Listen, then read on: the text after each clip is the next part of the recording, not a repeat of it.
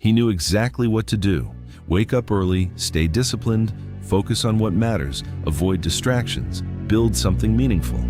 But knowing was never his problem, because he had spent hours watching, learning, planning, preparing, convincing himself that he was getting closer, that he was improving, that he was becoming better.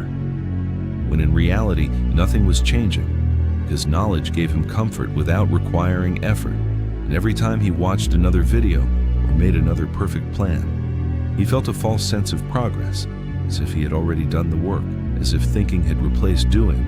And so he waited, at the right time, the right mood, the right energy, telling himself he would start tomorrow.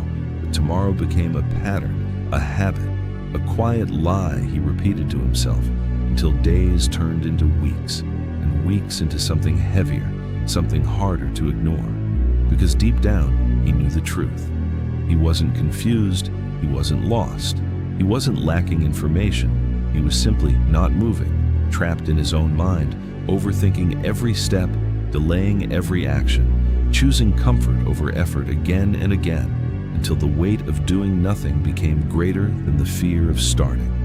And in that moment, something shifted, not dramatically, not loudly, but quietly.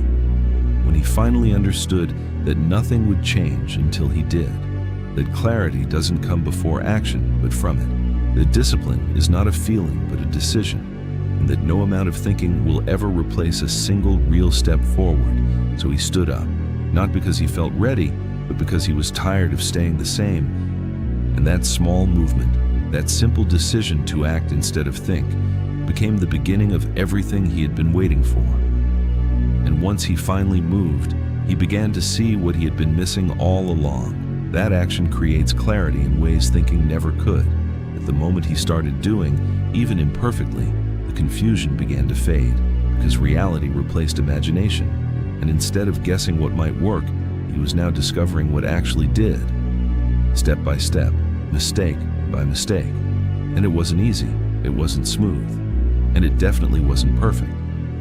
But it was real, and that alone changed everything, because for the first time he could feel progress, not the fake kind that comes from planning, but the heavy, undeniable kind that comes from effort, from showing up when you don't feel like it, from continuing even when it's uncomfortable. And slowly, the habit of delay began to break, replaced by a new pattern, one built on small actions repeated daily, and with each step forward his confidence grew, not from motivation, but from proof, from seeing himself do what he once avoided, from becoming someone who acts instead of someone who thinks. And he realized then that the hardest part was never the work itself, but the decision to begin. Because once you move, everything else follows: energy, focus, direction.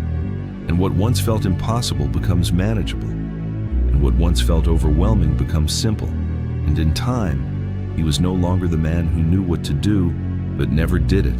He became the man who does what must be done, regardless of how he feels. And that is when his life truly started to change, not in one big moment, but in quiet, consistent actions that finally aligned his knowledge with his reality.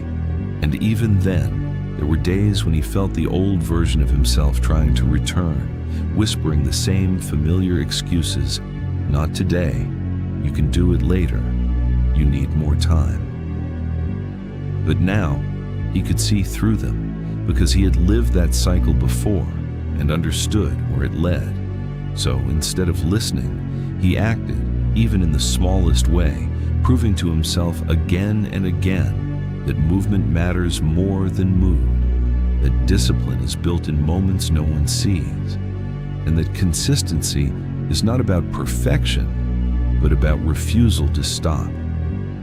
And slowly, those small decisions began to shape his identity, turning action into habit and habit into character, until doing what needed to be done no longer felt like a struggle, but like who he was. And with that shift came a deeper understanding that the life he once imagined was never far away.